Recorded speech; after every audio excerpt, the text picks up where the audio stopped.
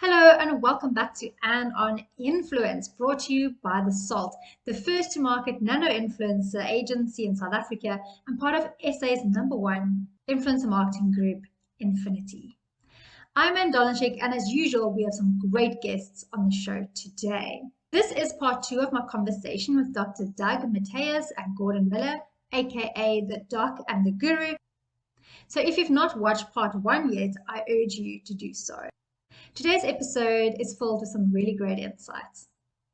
We look at the accessibility to smartphones with great cameras and internet connectivity as one of the reasons of the growth of the influence marketing industry, the lessons all of us marketers can learn from the Kardashians, the shift to purpose-led and inclusivity as part of brand campaigns, and the Doc and the Guru's predictions for the future of marketing. Enjoy.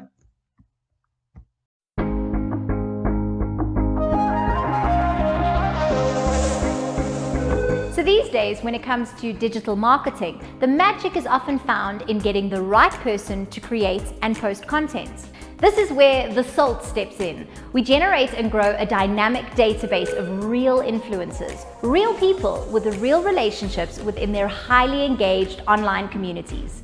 We know our people and we know what excites them, and that allows us to really pinpoint the right influencers for your campaign. Over the last couple of years, influence marketing obviously has grown quite quickly, especially in South Africa. I think over the last 5-6 years, it's just skyrocketed. And I was wondering if you have an opinion on what was that game changer that kind of led to marketers taking it a little bit more seriously than what they had before, and now seeing it as a legitimate marketing channel. Gordon, let's start with you. Yeah, well, I think I've alluded to the mobile device. Obviously, becomes influencing, becomes an out of the home kind of experience as well. It was previously an in-home or media consumption experience. Now it's an out of home. So I can be influenced at a point of decision making rather than kind of our priority, which I think is a major point of difference. And I just also think it's quantum at the end of the day. There's massive quantum behind this thing, but there's also focus. And at the end of the day, you want to be influenced by somebody. And we've seen a lot of this as a meme coming through our podcast in the last 2 years, Doc. Trust. And during COVID, trust has become a major issue. So you're looking for trusted people. So it doesn't have to be a superstar. That's impressive. And if I could grow a beard like George Clooney, maybe I could do something, but I can't. So I need to lower my sights a bit and find somebody who can influence me. So I think it's a realization that it's mobile. It can happen anywhere, anytime. Is something, and I think it also was kind of around the growth of understanding in media of the POE model, paid, owned, earned. And if you start looking at the value of earned communication, earned influence, which you don't necessarily have to pay for, then I think it was really became apparent that to spend $1 million is one thing. To spend $1 million and get $2 million worth of exposure is good. To spend $1 million and get $2 million of discounted exposure plus another two, because your message has been amplified by influencers. That's the game changer. So it's an amplification of successful campaigns from trusted people that makes all the difference, I think. Yeah, absolutely, Gordon. And I think I go along with you. It's the brand in your hand type thing, with the device, the mobile device, data prices coming down, price of smartphones coming down. Everybody is now taking photographs. I mean, you look back 10, 20 years ago, you'd have to have a camera it's just, the research bears it out. We're a sample of two here, Gordon. I very rarely walked around with a camera 20 years ago. Obviously, you've got holiday in there, but I'm talking about everyday stuff, So whether you're taking a photograph of your meal and posting that on social, so it's the data come down, the phones, the camera phones, and then also the social media and the ability to dialogue two ways, So once you stick something out, it's like table tennis, I guess. You've got to expect the ball to come back. So when you put something out, much like you do with your podcast and we do, you hope to get dialogue and that you can at least prolong that discussion, that it's not just 30 minutes or an hour, whatever the case may be. And the same then, And I mean, Gordon, we've had on our show people where people have started to put different lenses onto things. So for argument's sake, let's take, if you cast your mind back to the Sharks stadium and what they've done. So 10 years ago, if you go to the Sharks rugby stadium, the primary product is a rugby game. You may have a curtain raiser, but you're going to go there for the main game. They're 80 minutes and the guys play and win, lose, or draw. That's kind of what happens. But what they've realized is that people are influenced differently. So little kids, littlies, want to come there and they want to swim. So there's a little swimming pool now at the ground. Maybe bigger kids are gaming. You can't swim against this gaming tide now and wish it wasn't so, Gordon. You know what I mean? So there's a gaming environment. And then there's a family stand. So what I'm saying is the stadium itself and the thinking behind it has influenced or try to at least accommodate difference of behavior these days. And we can chat about that so that people come there for different reasons. And I think that's part of it. It's understanding the current dynamics of where you are, not getting caught up in 10 years ago and wishing it wasn't so.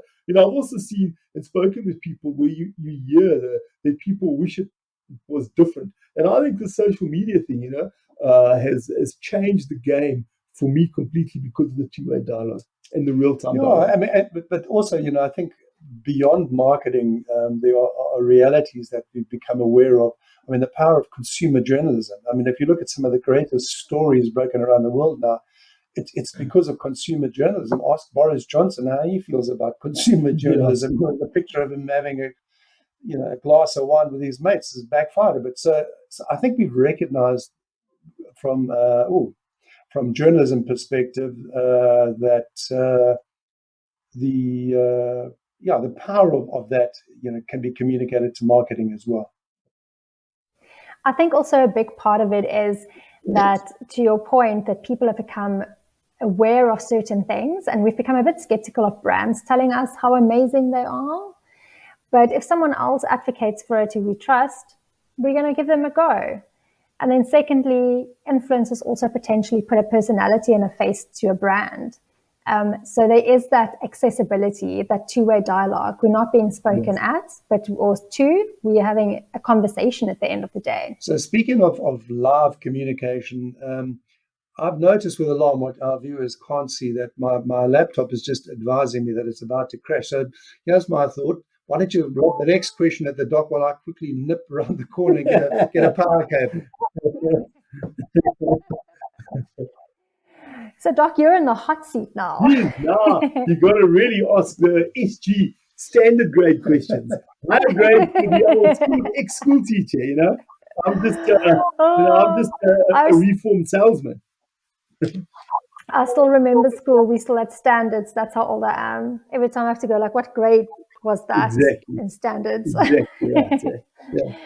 So, Doc, in the last couple of years, 2-3 years, is there any influencer campaigns that stand out for you that really caught your eye, and why?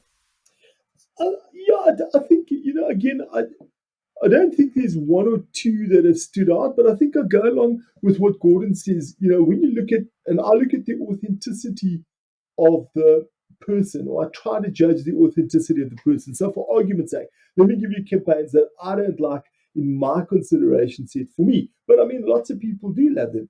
As the rise and continued rise of the Kardashians, as an example. When I just think waves of nausea sweeping over here. But I can't win that battle. Yeah. You know what I mean? So I want to almost go back to the creator, Ryan Seacrest. Not Seafood. You called him Ryan Seafood. Did I? Yeah, a while ago. Freudian when slip. Jeremy was there, Jeremy Magg. He said Ryan Seafood. But the point is, Ryan Seafood is actually Ryan Seafood. So I want to go back to Ryan Seafood and say, but hold on a second. You created this monster with all its spin-offs and all, but no one cares what I want. And that's, I think, the lesson for marketers, Gordon. The world doesn't spin around your axis, what you want. So as much as I don't like those, and whether it's Kendall doing makeup or Kylie, whichever one's doing makeup, or whatever the case may be, who cares what I want? And so you got to embrace that and at least look at where the world is in terms of an influencer campaign. And I mean, so for me, I'm not that impressed with that. But again, I think the important thing is to check your ego and to understand what the world wants at the moment. And then I think, just looking at the good side of it, I look at, and we've spoken at length about purpose, as most people have, and really, what is purpose? Is it something you're just jumping on? Is it real purpose? Are you really doing it? All of those things, okay? So if I look at some of the work that, again, would resonate with me, and it resonate with the next person, I'm quite encouraged by some of the work where brands are speaking up.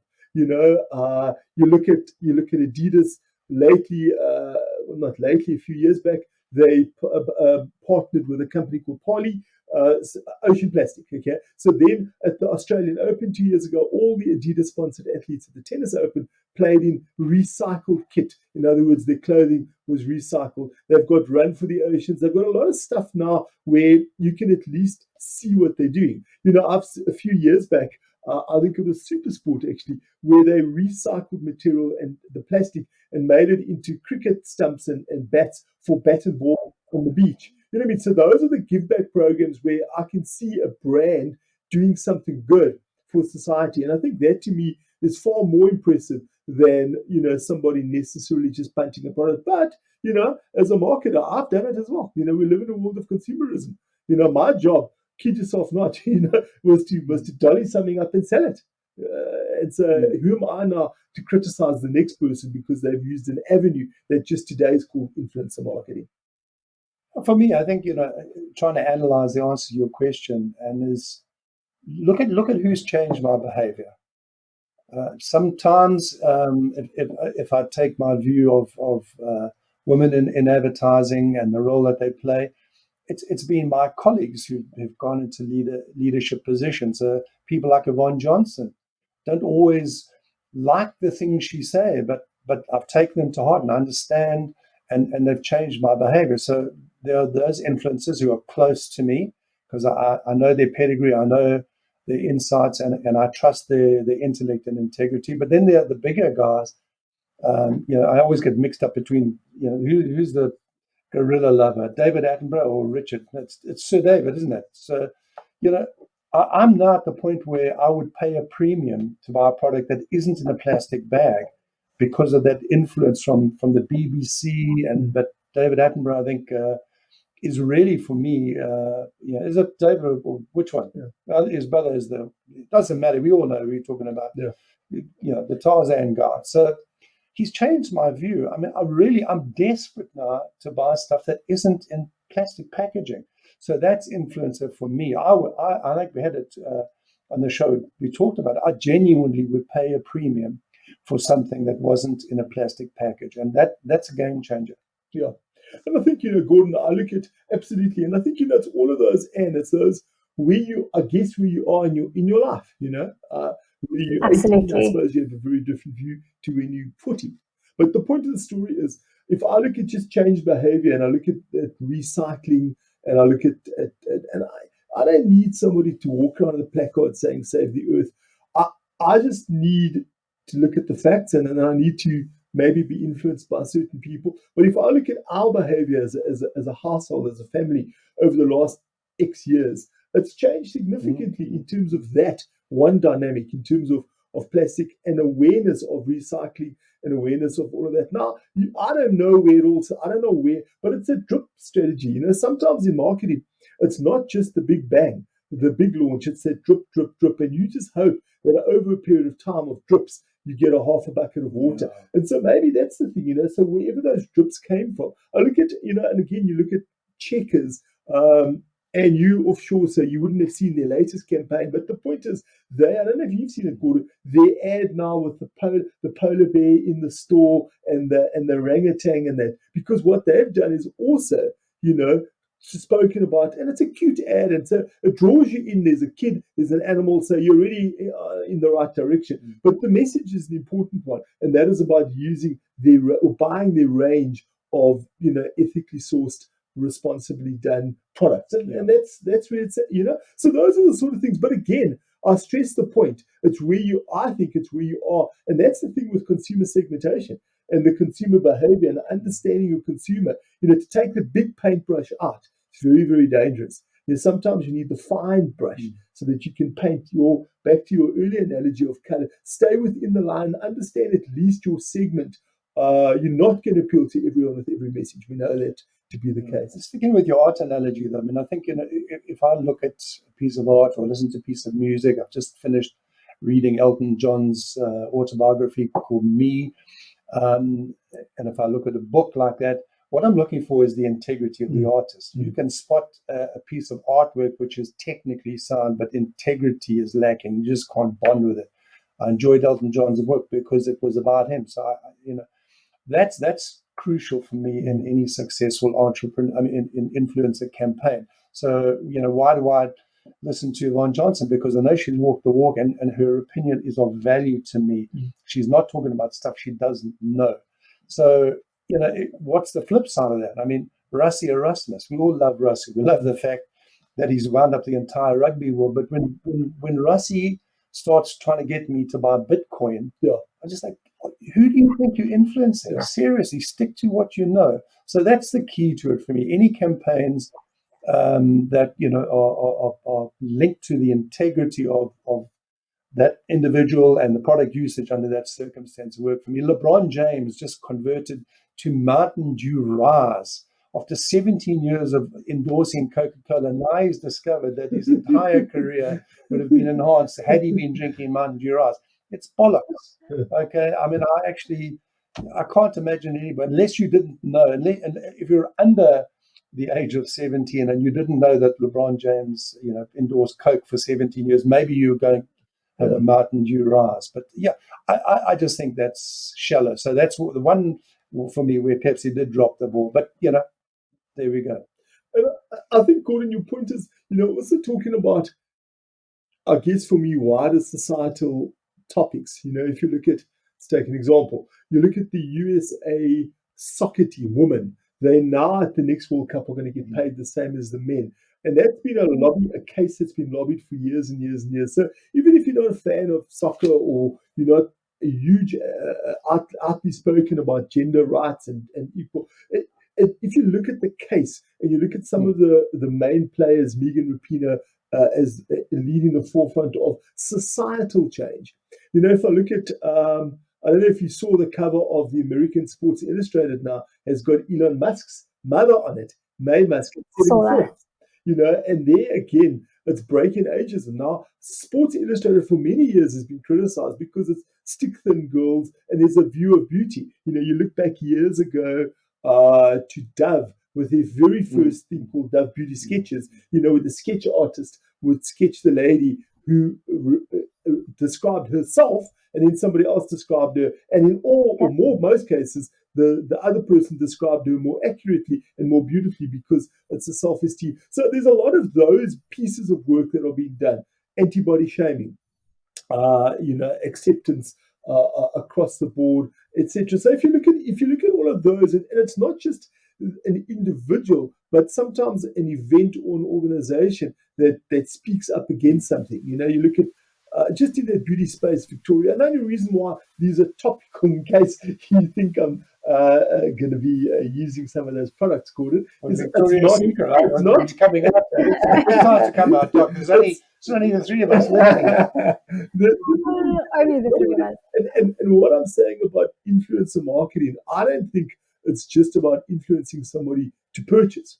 So I'm not buying those products, certainly not for myself. Maybe it's for my wife. But what it does do that is it just alerts you to something, an issue that maybe you weren't aware of. Now, Victoria's Secret is on my consideration set, but I was busy putting together some slides the other day for a presentation that I'm doing. And so I was looking particularly at sexism in advertising. I was looking at gender roles, gender stereotypes, all this. I mean, one of the classic examples, a great ad, the Global Heineken ad with the men. It's called Men Drink Cocktails Too. Yeah. So it's a flip. Most people would look at it and probably say, hey, women drink beer.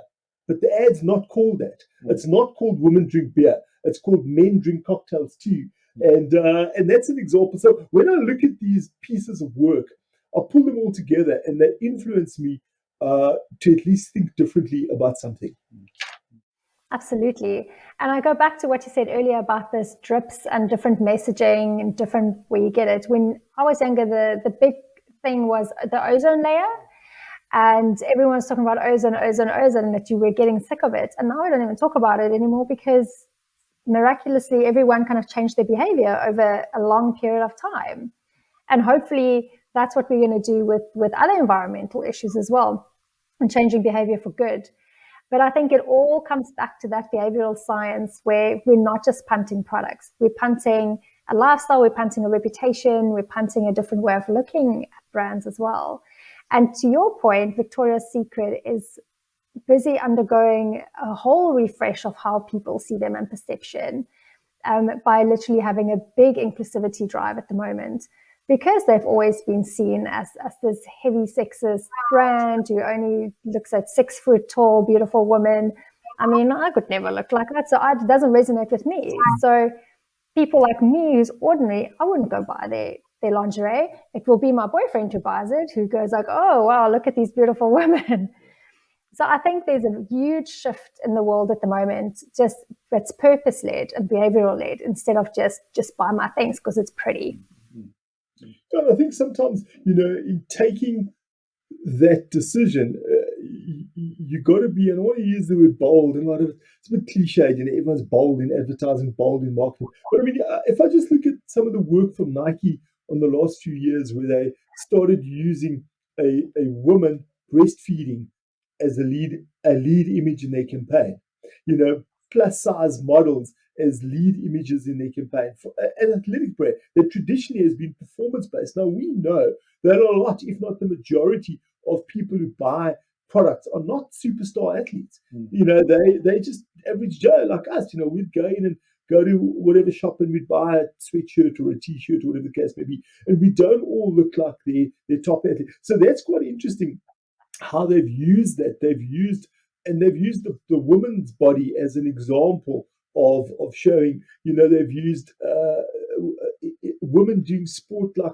boxing and profile that, you know what I mean? They've used people of a Muslim faith, with Muslim outfit with a Nike logo as an example, so it's really what it is. It's an all-inclusive ad saying all comers are welcome. Come in and buy Nike, use Nike, do whatever the case may be. And I think that's important. But at the time, you look back and you say, it's what a great campaign. Everyone says I would have done it too because it was successful. If you look at their share price and you look at their sales. But at the time, I'd be very curious, Gordon, to have been in that boardroom when you present the work that is very, very different to the work that you, and a lot of people are veterans of Nike, so they would have seen the work for so many, and now you bring something that's so jarring, so different, and they bought into it. So and I mean, I don't want to single out just Nike. There are lots of other companies doing it. I mean, I'll give you an example. Years ago, Puma, the other athletics brand, did a campaign called the After Hours Athlete, and it was about people playing pool in the bar, darts in the bar, the guys drinking in the bar, and then walking home in the Puma sneakers or zip-through tracksuit top. And they tapped into the insight that a lot of people who buy Puma are not athletes. They're after-hours athletes. And again, does that influence you to say, oh, it's okay for me to buy a tracksuit because I'm that guy, I resonate and I identify. And that wasn't called an influencer, probably a traditional campaign. I'm going back about a decade or so now.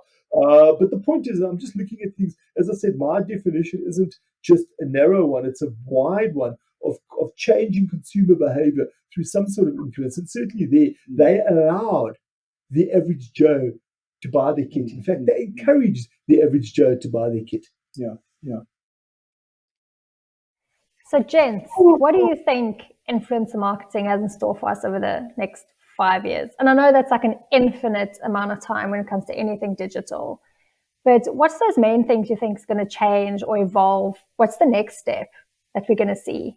I think you're gonna see a lot of it played out in terms of the media platform that each influencer represents. So one of the biggest phenomenon, and I'm not talking influencer now specifically, but one of the biggest media phenomenons right now is platforms like Amazon are becoming massive advertising platforms in and of themselves rights, of their own right. So retailers like Amazon are becoming, advertising platforms, and they're making revenue out of their platforms.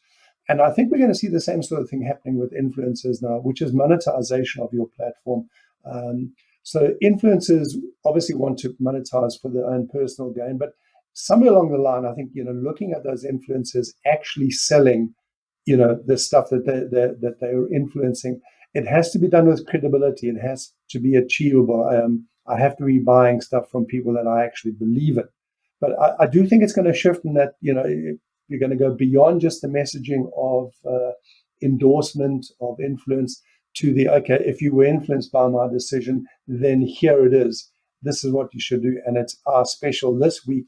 It'll be personally endorsed by me, personally signed by me if necessary, whatever the case may be. So I think we're going to see that recognition that influencers go beyond controlling the narrative to actually becoming part of the sales drive and building on the narrative.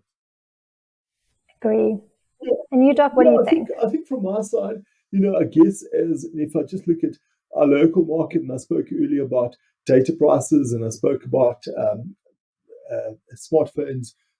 I think as those, and there's continual pressure on the mobile networks as well as the handset manufacturers to bring those down. So as that rises, I think you'll find more influencers, so more people having a voice. Gordon's point of consumer journalism, I made the point of everyone with a phone, a camera at least has a view. So I think it'll increase, but I think, and I'm hoping that people would look at the authenticity and question that.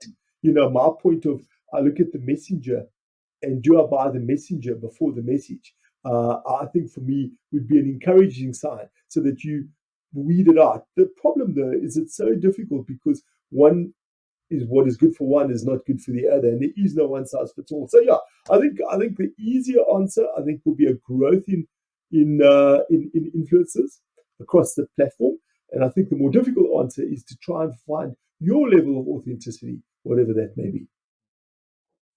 I agree with that. Yeah. And that actually brings us to the end of our conversation, gents. And I've had so much fun. But my last question to you is, what do you think is the benefits of actually including influencer marketing into your 360 marketing plans for the next year, say, for marketers? It's balance for me. If we come back to the POE model, paid and earned, there are a lot of people who spend a lot of money, and we in a recent podcast, we spoke to somebody about analyzing the data and analyzing the earned social media narrative, which is important, and it has to be done. But so much more important is your response to that analysis. And I think that's got to be it. You've got to integrate it into the total offering. So you do not necessarily always find yourself responding to the social media narrative, but actually controlling the narrative against your set brand objectives. So if it's health, if it's wellness, if it's gender, non-biased gender behavior, whatever it is your focal point, you need to build it into your total offering. And to a degree, for me, it's kind of like where sponsorship came in the early days. In the early days, for me, sponsorship was the brand in action.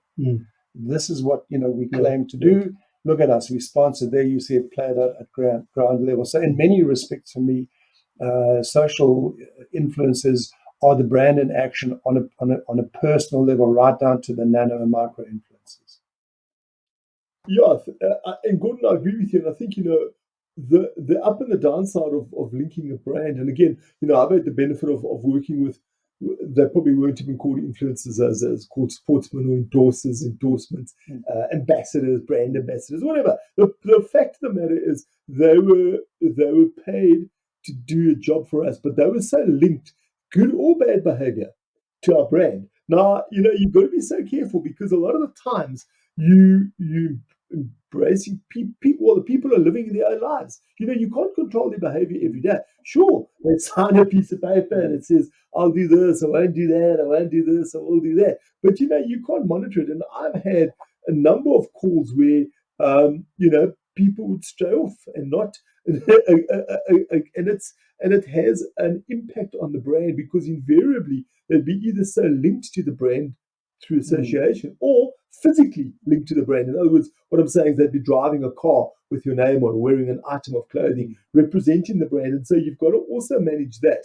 I've also had the good experience of using some local people who we'd call influencers today, where, I mean, one lady was about to go to a gala event talking on our behalf, and she phoned me up and asked if I would mind if she wore a yellow dress, knowing that yellow is the color of one of our major competitors. So having that sense is fantastic. You know what I mean? So I Amazing. absolutely wear it. But it was encouraging, Gordon, because that's a very rare example of somebody having that awareness, saying, hold on a second, I know that they've put so much of their money into their color, brand recognition. Are you okay with this? And it was quite a high profile event. But I think, just going along with what Gordon's saying is where I think it's going to be part of it, but it's to bring it through. And I made the point earlier of the difficulty sometimes that I'd experienced of bringing different people in with egos into one room for one common goal, where a lot of the time each person would want to make sure their patch was the best it can be. Now, if you're going to bring influencers, they must straddle across that, and sometimes people are unaware because your brand's not that special, whether this is an ad, whether it's genuine, whether whatever. And so I need that person to speak, but understand the whole dynamic here. And in many cases, if I look at the old school PR that is now morphed into digital and social speaking, it was the Cinderella, Gordon. They would often come in last after the Glory Boys, which was the creative. And then I'd spend quite a lot of time with media because they were costly. So I'd want to know how the money was being spent. But I mean, they had to put this idea into the media. Which media? You know what I mean? And then somewhere, hey, by the way, has somebody written a few stories? And today it's evolved on that. But I mean, the point I'm making is, I'd like it all to come together a lot sooner. And your point, Gordon, to be integrated up front, that it's not an afterthought. Yeah, absolutely. I think that is brilliant. And that's my hope as well, that everyone is on the same team. Everyone gets briefed in from day dot. Everyone's sitting in those rooms together. Because also in influencer marketing, sometimes the big ideas have been discussed, the creative is there, and then they go, oh, by the way, we need an influencer marketing campaign next week. And then it's like, oh, so did you consider X, Y, and Z? And it's like, no, but can you just retrofit it? Can you just make it work? And I think that integration is absolutely key. Seamless and purpose-led work. On the integration part there, we talk about big data as if it's a big solid chunk of something. Big data is actually just lots and lots of little bits of data, and I think that's what one has to do. That your influencer campaign is, in a sense, the end campaign is like big data, but the component elements of your influencer campaign are lots and lots of little bits. So you've got to look, yes, at each individual little bit should be aligned, but then you have to look at the aggregation, and you can't control each influencer too tightly because you will lose the spontaneity. But you can at least have them aligned in flying in the same direction, so that that the end objective collectively, the big data, the big influencer data is aligned to your objective. Absolutely. James, thank you so much for the chat, and hopefully we'll chat again soon. I certainly have learned a lot today and had a lot of fun. So catch you on the flip side. Yep, thank you. And to all the listeners out there, thanks for the time, and let's just keep talking. Yeah, great. Thanks, Gordon. Absolutely. Thanks, Anne. Always a pleasure, and we'll catch up later. Take care. Absolutely. Ciao. Thanks, James.